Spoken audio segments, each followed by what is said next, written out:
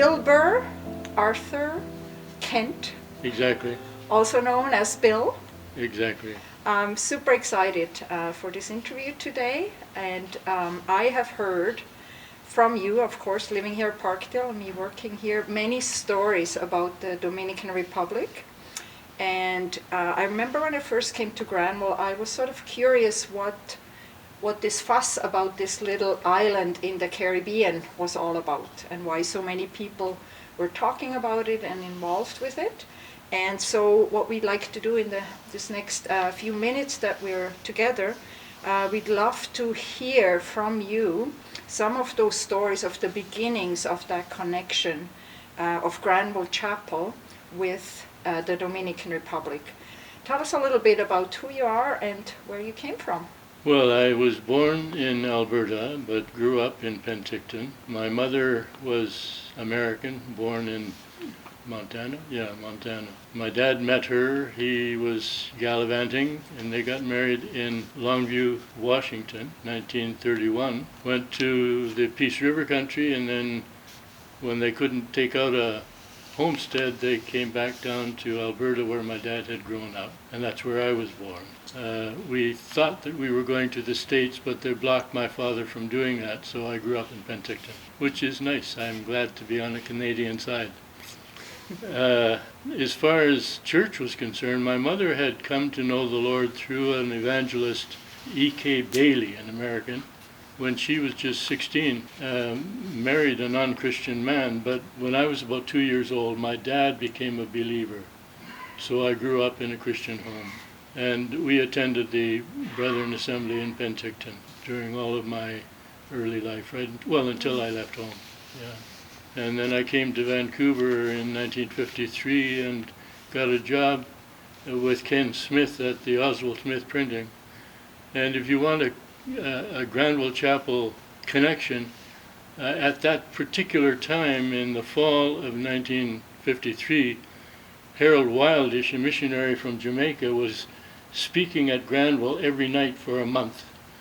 And I was down here looking for work, and I landed a job, and then I walked up to Granville from 6th Avenue.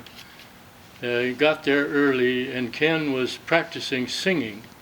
Mm-hmm. And when he saw my ISCF button, he asked me where I got that. I told him. He said, well, what are you here for? And I said, I'm going to be working here. And he asked me where. He said, did you not see the advertisement that we had? We want somebody like you. So I got hired at Granville Chapel. Okay. And then a few years later, that's where we got married. At Granville Chapel? At Granville Chapel. Oh, wonderful. Because my wife did her high school in Vancouver after the war and attended Mount Pleasant and then into Granville. But then when I came to Vancouver, I was going to the West End Gospel Chapel, which was down on George and Denman, a small place. Joanna Gordon from Granville was teaching at Lord Roberts, and she wanted to be able to invite her students, and so she came to West End Gospel Chapel, and that's where we met. So this story thickens. I love to hear the how people meet. That's always very interesting. It was very fascinating. Yeah. So that she was teaching the junior high girls, and I was teaching the junior high boys. So anyway. That's wonderful. So then you at Granville Chapel became your home church then?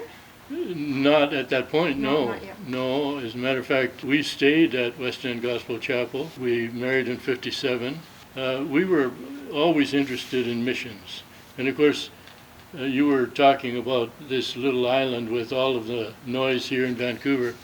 Most of the missionaries on the list that I gave you are from the Vancouver, Victoria area. And it didn't matter whether you were in Penticton or Vancouver, there was always a missionary home on furlough that could come and talk. Yeah. So we got to know the Reeds, we got to know the Rathys, we got to know the Carters, we got to know the McIntoshes, we got to know the Cochrans, because they would take turns in coming up here. So there was more or less a permanent residence. So what was your called, and how did you sense the call of God to? Well, we were just very fascinated with this possibility, and actually on our honeymoon, we stopped in Kamloops to visit John and Sheila Shannon because we knew that they had the same interest. We actually agreed at that point that we were going to travel the next summer to the Dominican Republic to look over the possibilities. Like the four of you together? The four of us, Oh. yeah. That was what we planned on our honeymoon. But after honeymoons, children come. And in the next summer, our daughter was born in August. And so we weren't traveling. You didn't. But John and Sheila, instead of just making a trip to look it over, decided to go. And so Christmas of, let's see, we're talking about 57, Christmas of 58, I guess it was, yes. They went to Costa Rica just right after Christmas to study Spanish, and then went to the Dominican Republic, I think about 8 months later in 59. We followed them in 1962. So how old were you at this point? In 62, when we went there, I was 28. 28. Both of us. We were So the you same were age. you were both young adults, married with one child? 3 children. With 3 children at that In point. 62. Oh my goodness. Yeah. Okay. And you Because decided. there was one recently born. When we asked for commendation in what was in May of 61, it was rather an unusual situation. I was walking down the street a few days following that, and the headlines were that the dictator of the Dominican Republic, Trujillo, had just been assassinated. Oh my goodness. And I thought, oh, I didn't expect that kind of news would affect me. Oh wow. But it was rather fascinating. So just so I understand right, so you as this young couple with 3 children, Yeah, you felt called yeah, by the Lord to move yeah. permanently to the yeah, Dominican Republic? yeah. Or did you And have a we- plan to go for a few years? Or what was your mindset at that point? We expected to spend a lot of time there. Yeah. Yeah, we approached our congregation, and they felt that perhaps we were called, and at that time, there were 11 Brethren Assemblies in the Vancouver area, and at that time, they would work in a coordinated way. And so the letter of commendation that you have there has signatures from these 11 assemblies, including Granville, so that, in effect, we felt the call, but the letter of commendation is simply a confirmation that other people feel that that's true. Yeah. And so you're called by God. You're not called by your church. Yeah. You're sustained by God. When we went out, we sold our house. We had no income coming in, but we trusted that the Lord would supply. And the amazing thing was He did. Now, none of the churches told us what they would give us, if they would give us anything, or when they would give it, or how much they would give it. In Canada, the Brethren Assemblies forward things through MSC, Missionary Service Committee. So they would receive whatever money was sent to the Kents, and they would deposit it to a bank account. That happened every month. We would get a letter from MSC, this money was deposited to your account, so we could write checks on that. In August of 1966, we didn't get a letter. And so I checked with MSC to see if the letter got lost, and they said, no, it didn't get lost. There wasn't a letter, which meant that no one, neither church nor individual, had sent anything that would arrive in August. What did you do? I didn't know what to do. What do you do? We had food in the pantry. We had a little bit of money, so we kept using what we had. But my wife always did her shopping on Thursday afternoon, and the day came in early September that the fridge was pretty much empty and there was no money in the bank for the Thursday shopping. And what do you do? Should I phone up Mr. Rathy or Jim Cochran and ask to borrow some money? I didn't think that I wanted to do that. But then about 6 o'clock in the afternoon, the phone rang, and this Child Evangelism Fellowship missionary said, Bill, I have a great big box here in the living room that belongs to you, and you've got to come and get it right now. And I said, I don't know what you're talking about. He said, listen, I've got my whole living room filled with boxes, and this one has your name on it, and I want it out of here now. And I It was said, filled with food? You have to tell me what's happening. He said, look, the new government has voted unanimously that they don't want the American troops to stay in the Dominican Republic. So all of these troops are leaving. And any goods that have been opened in their kitchens do not go with the troops. Herb Rackey had been a military man in the U.S. He went to every cook and he said, you put that stuff aside and I'll pick it up and I'll see that it's well used. Wow. So he did that. I don't know how many kitchens there were, but there were various groups. And these boxes that were full in his living room were boxes of this stuff that he had gathered. And they were great big boxes. You know the boxes that they put breakfast cereals in? Massive boxes. When I got it, it didn't fit in my car very well. The thing was that that box of goods from the American troops lasted us until the next MSC letter came. Wow. Now, none of the assemblies knew that that was going to happen. Mm-hmm. None of the individuals knew that that was going to happen. And none of them knew that, well, they didn't know that there wouldn't be any money, number one, and they didn't know that there was going to be this available food. God knew. Yeah. And to me, that was a confirmation. We are not here because the church sent us. We're here because God sent us, mm-hmm. and He knows what He's doing.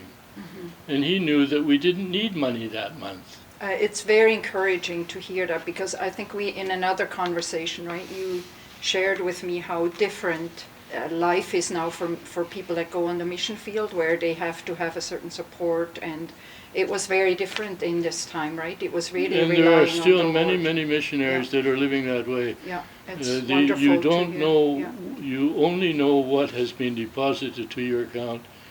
And the people that send you the money, it's a choice that they make, when they make mm-hmm. it, for how much they make it. Yeah. Because we didn't have, and I mean there are many, many missionaries out there today that have no pledged support. They're depending completely on how God moves people to do something. Yeah, and that's beautiful, how He provides that. And He does provide. Yeah. And that brings me to the question, so when you went to the DR, Granville, as you said, was one of the commending churches, right, out of 11. We have a document with the different names. So when you went there, first of all, what kind of work were you involved with in the DR, and what was Granville's involvement over the years with you and the other missionaries there? Well, Granville obviously was supporting, along with all of these other assemblies, my wife had already studied Spanish. Oh. So we didn't go to Costa Rica to study Spanish. How about you? Did you know Spanish? No, I didn't know you Spanish. Didn't know? Okay. So when I was in Santo Domingo, I met this woman was trying to teach me, but I'm a poor student. But her husband met me on the street, and he was trying to tell me that he was going to the airport, el aeropuerto. A door is puerto.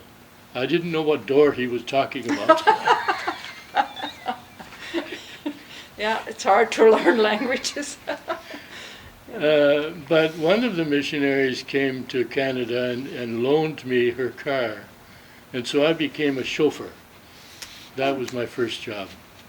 One of the exciting things was that there were 3 Christian men who made a point of visiting prisoners in the main jail. Some of these were political prisoners that had been part of the dictatorship. And so we would go out there on a regular basis, and there would be a church service. We would be right in the jail, in the chapel in the jail, and we got to know these various prisoners. It was a very informative, enlightening experience. 2 of these men became outstanding Christian leaders at that particular moment. One of them became an elder in one of the assemblies in Santo Domingo after he came out. And I remember the day that he gave his testimony in the jail. He was military in every sense of the word. Everything was very organized. And he asked, in his military way, permission to get up to say something. And he had a book, a paper, a scribbler in his hands with everything written down, and he started reading exactly what he wanted to say. But what he was saying was a declaration of faith. It was just so impressive to see this kind of discipline being applied to his. But the other man had a ranch up in the northern part of the country, and I've seen him. I do see on Facebook his daughter. She's a Christian medical doctor in Santo Domingo today. So that you still, after all these years, you're aware of what the Lord is doing. Yeah, oh, that's wonderful.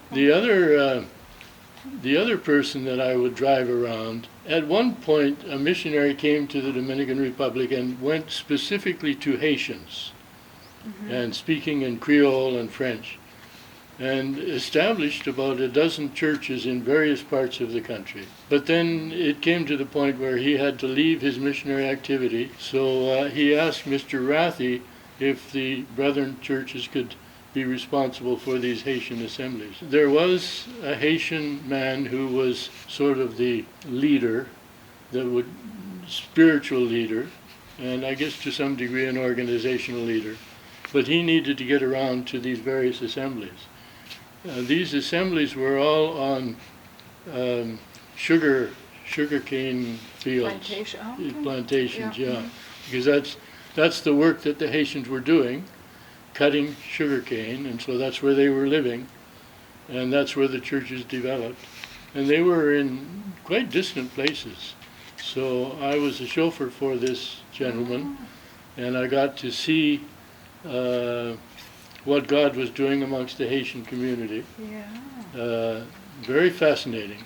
When they give an offering in these little churches, they all sort of line up, and they sing, and they dance, and they go by the offering place and drop their offering in. And it's all quite the process and quite beautiful. And the curious thing was that my daughter and son-in-law were in Kinshasa in the Democratic Republic of Congo, and we visited there in 2001, and we went to a Mennonite church, and they did their offering the same way. Oh, well, there's an idea for Granville. Well, we take our communion that way, so why can't we take it? There we go, yeah. So, just so I understand, so when you went with Joanna, what was the church like there? Like, were there already established assemblies in the DR, or how did that all start? Well, because it's a Catholic country, right? Yeah.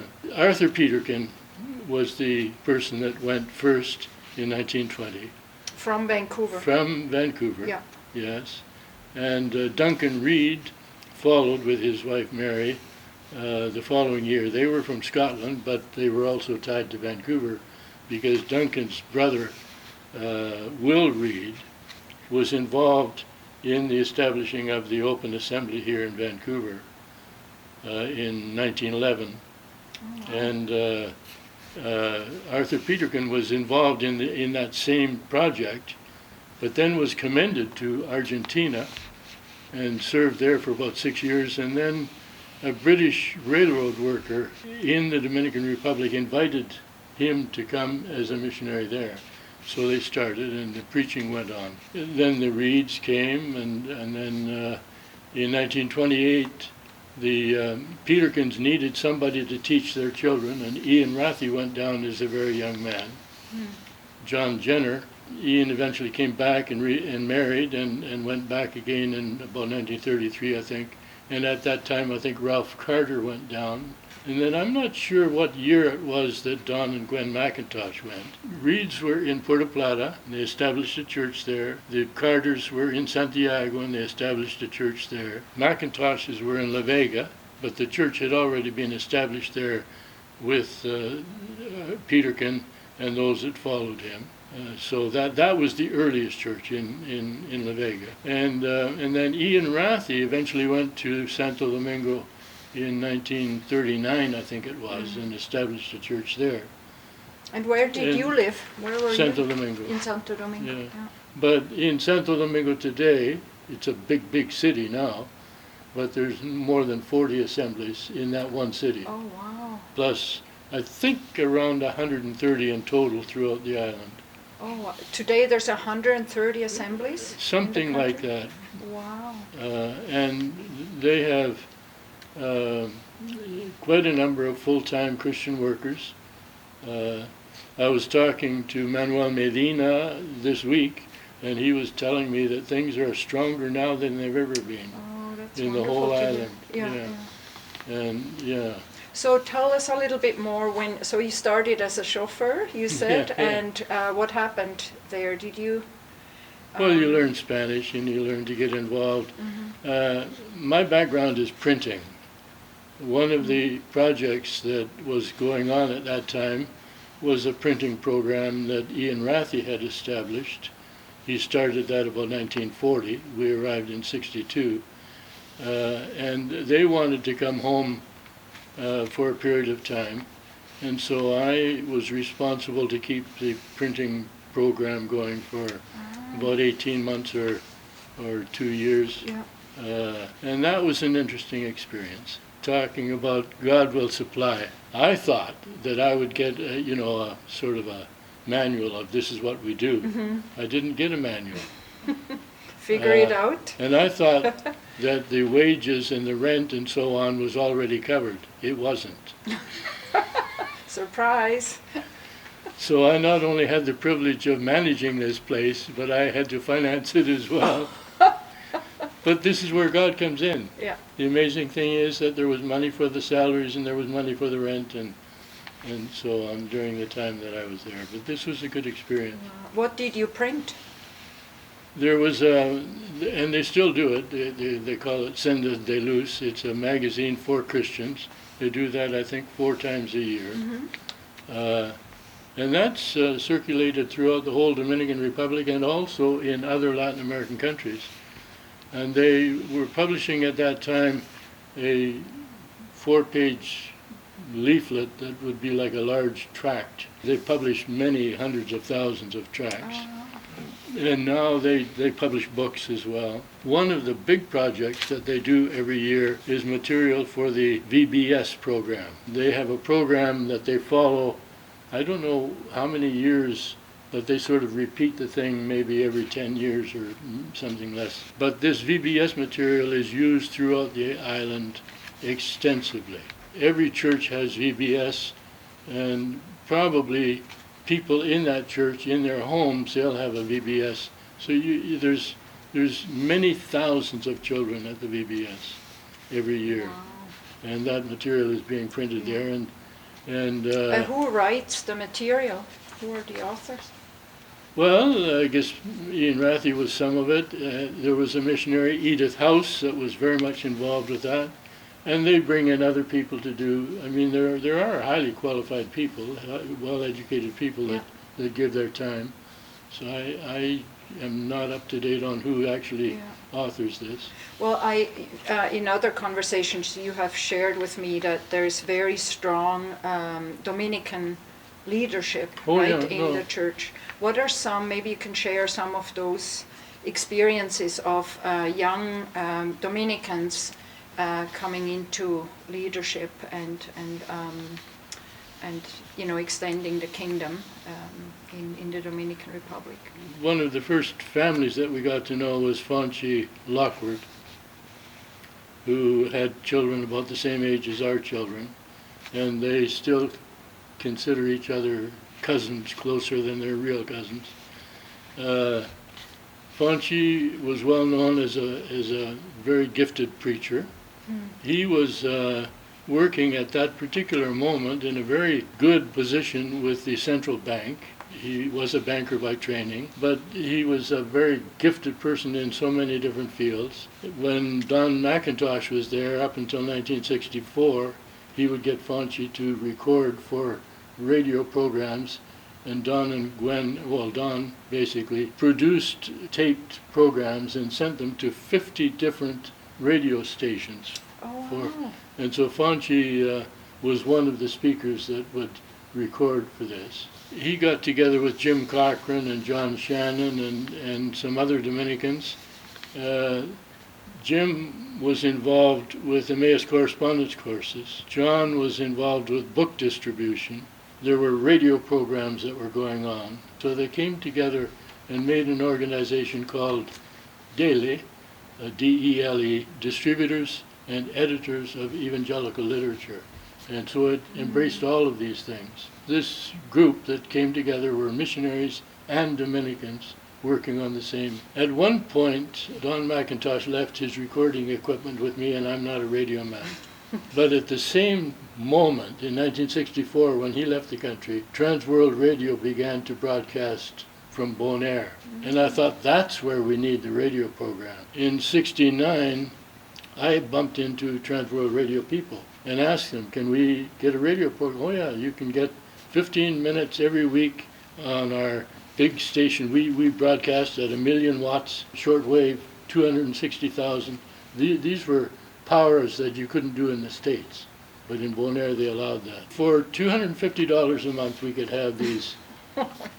I went back to Santo Domingo, and I got an interesting letter. We had friends in Chicago, and they said in the missionary study class, we're going to have a missionary weekend, and we would like to have a project that we could collect money for. Do you have a project? Why they chose a Canadian to be that, I don't know, but it was God. They raised $1,500. That gave us 6 months on Trans World Radio. And Fonchi Lockwood, I went to him and I said, this is your program. And it's got to be 100% Latin, no Anglophone stuff in it.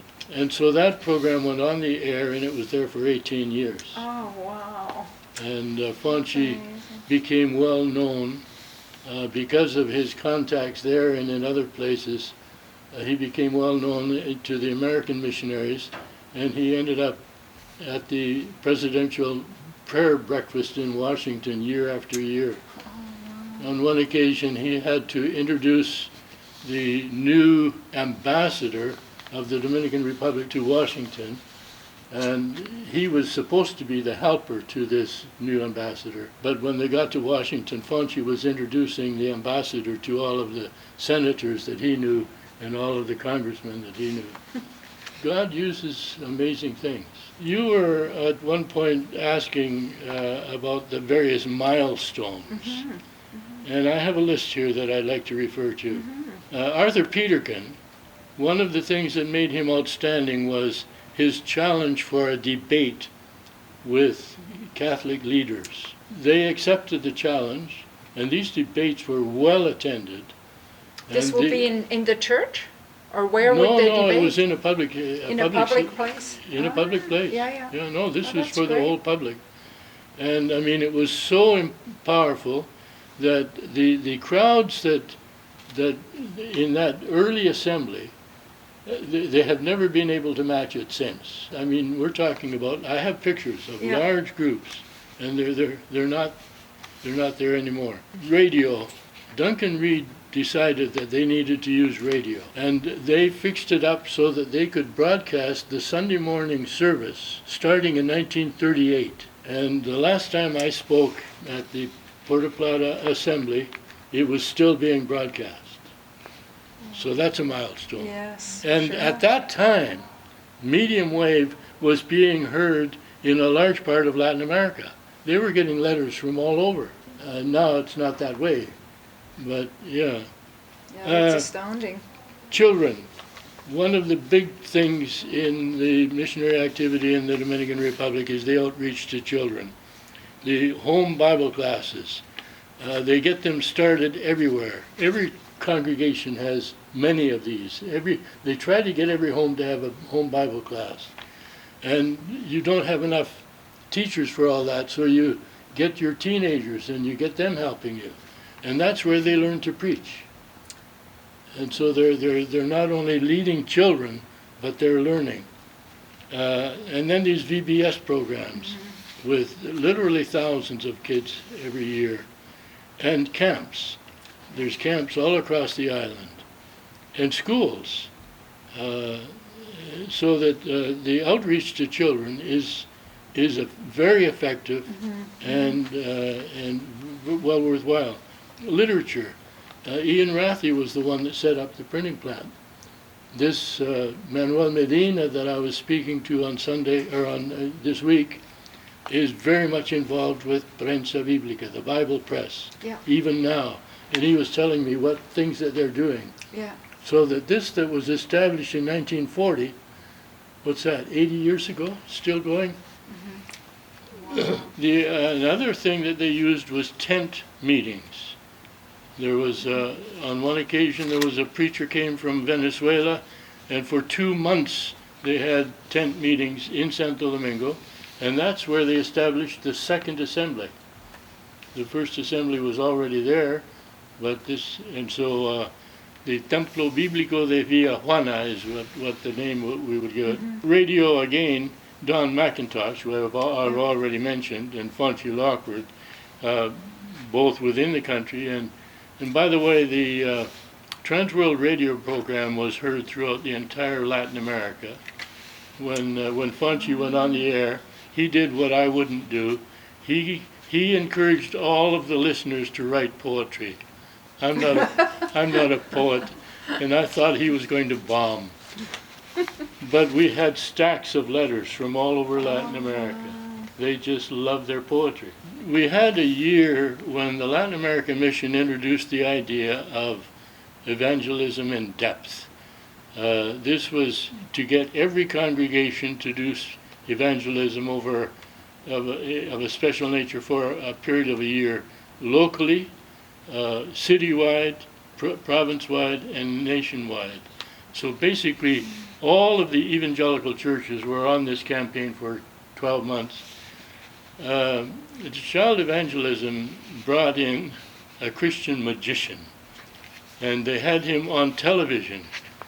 And the manager of the national television studio was so impressed with this children's program of Christian magic, he became the CEO a year later, and he contacted the child evangelism and said, "We would like to have a 1-hour children's program. Would you arrange that?" And they came to us and they said, "What do we do?" And we said, "We'll get the Dominicans together that know how to do it." And so we formed a committee of 9 people, and we asked Braulio Portes to be the leader. And all we would do would be to help him do what he thought we needed to do. And they put on this program with all of their friends and all of these young fellows that had grown up in the original assembly in Santo Domingo under Ian Rathy, and they were gifted people. They had a program that was so good that within a month the newspapers were demanding that all of the other television stations had to get better children's programs. And that program lasted on that station for about 7 months, and then there was a change of government. But it went on another smaller station for about 3 years. And that's where my daughter learned how to teach. Oh, yeah. Because my wife and my daughter would go down there every week to be part of that because it was on not for an hour, it was on for 2.5 hours. So they had to fill that, yeah. So television was a big thing. Yeah, yeah. And it seems like very many very talented people involved. Oh yeah, Yeah. extremely talented. Is the eyeglass ministry, is that part of Well, that? I mentioned various other milestones, and that was definitely one of them. But before that, during this evangelism in depth, they brought in movie pictures. Uh-huh. And so we developed in the daily organization, we had a film program. John Shannon introduced that to begin with, and then I took it over. But, I mean, we had the Billy Graham films, we had The Life of Christ, we had Martin Luther, the Martin Luther film was the one that was seen more than any. We had a black and white thing, and it was a 2-hour film. We showed that film to the point where it was falling apart, and we had to buy a new copy. The first copy, we had run it through our machines 1,500 times. And we would use a sheet on a tree and show it in the open air, and you'd get 500 people standing around watching this film. No, it was, after that, when we were in Canada, John and Sheila took part in a missionary health program. Their people came down, and he saw that it was so poorly organized that he asked if he couldn't get involved, and that's where he got involved with the what he called the medical group missions. And this was bringing in Canadian and American doctors and nurses and dentists and whatever, and going to a poor area and giving free consultation and medicine. And in the Dominican Republic, they would do about 8 of these projects every year. At least one, if not 2 of them, would be nothing but eyes. And of course, in those days, they were collecting used glasses. I think at one point, John had something like 70,000 pairs of glasses, and they were all checked they had their prescription. So they're used glasses, and they're all cataloged according to prescription. So if I came in and I had a certain prescription in my left eye and in the right eye, they could find that. And it was quite amazing. Oh, that's what that was, because I heard at Granville about this eyeglass that they were collecting. John Shannon got involved with this. Yeah. But Lady's grandfather was a very close friend of John and an amazing man. Talk about gifted. Lino Gomez, a good preacher. He used everything, and he got into this eye business as well. So on his own, he would go to various places, and he was able to use the eyeglasses as an entry.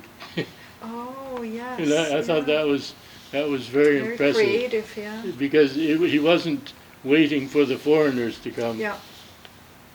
Yeah, that's beautiful.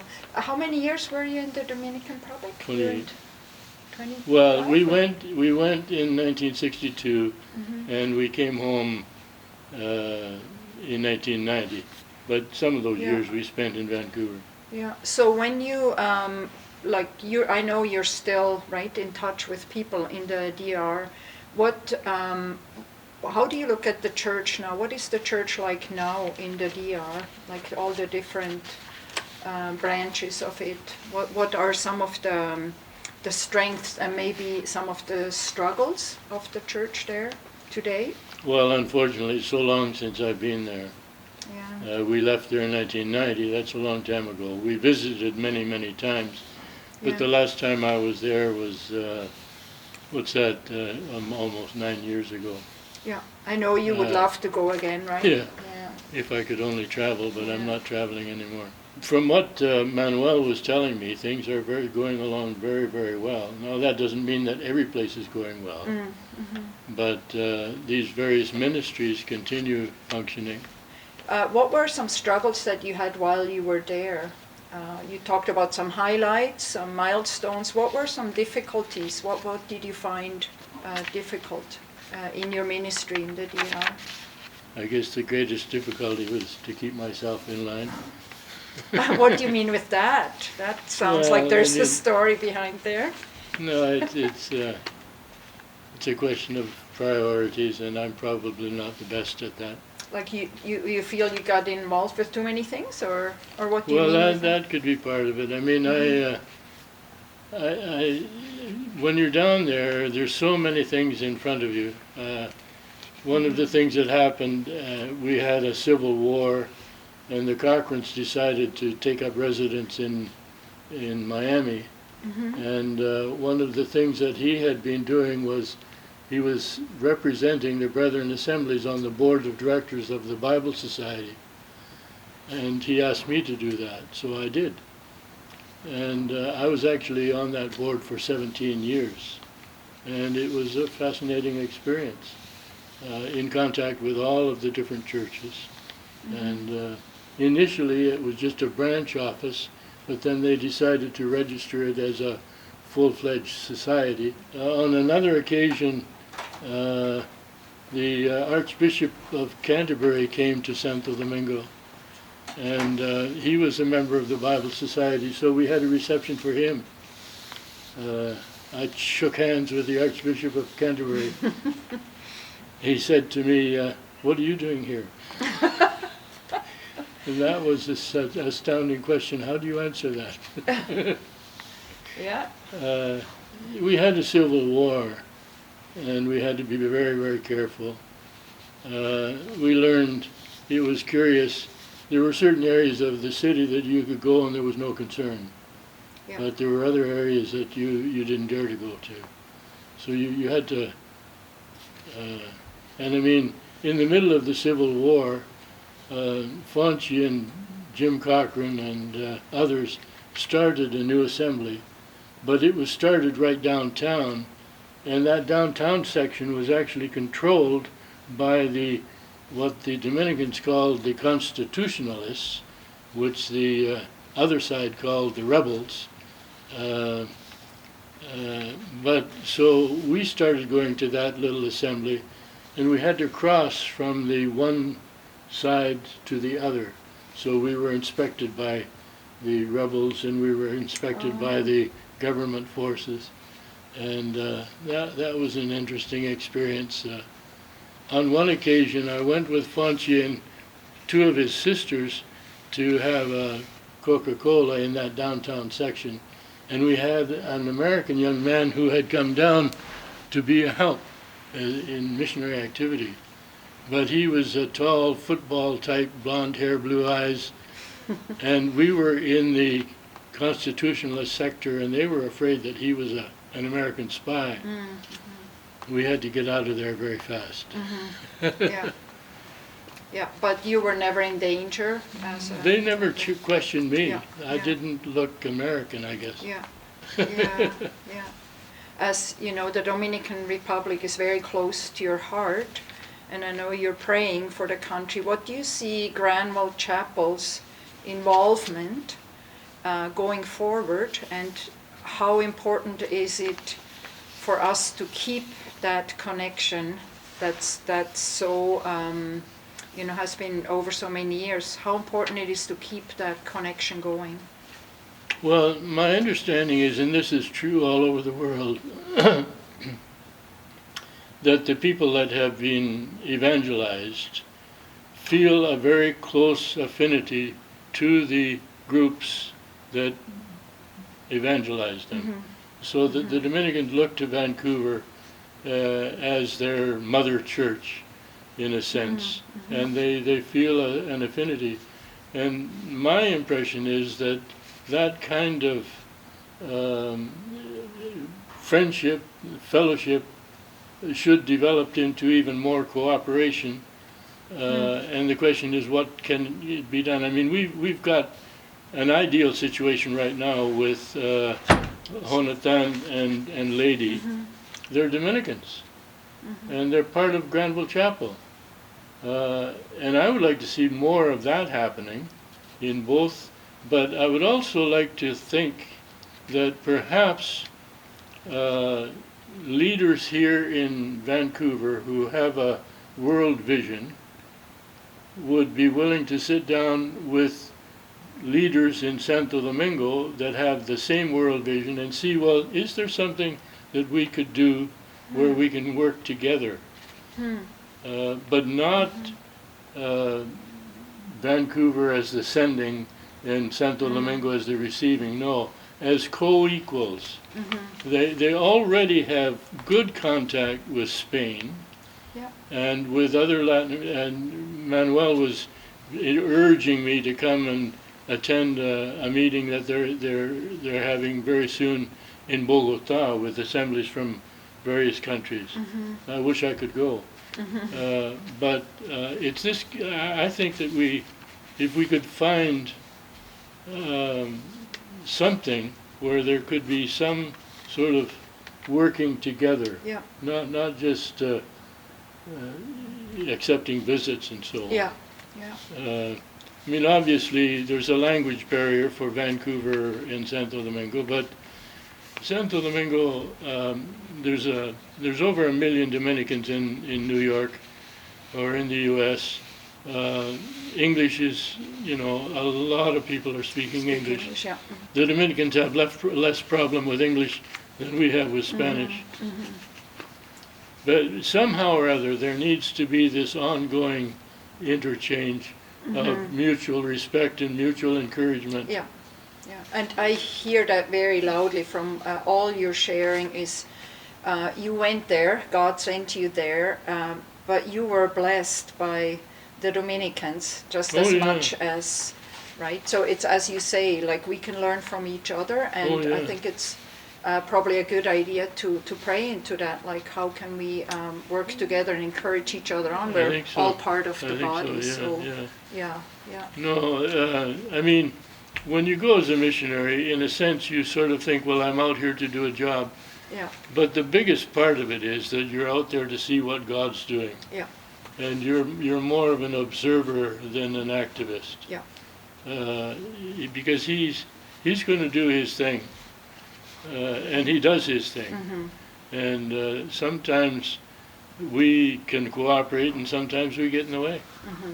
I'm so encouraged by the stories of trusting the Lord in, financially and in all different kinds of ways, and seeing then how He provides in those moments when we say, I don't know what's going to happen. And it's so encouraging because that's how I want to live in Vancouver, and I think that's what we need to encourage each other on in our walk with God, right? That we trust Him wherever we are, and that we don't lean on our own understanding. So thank you for sharing these stories, and I hope that many people will hear them and be encouraged by it.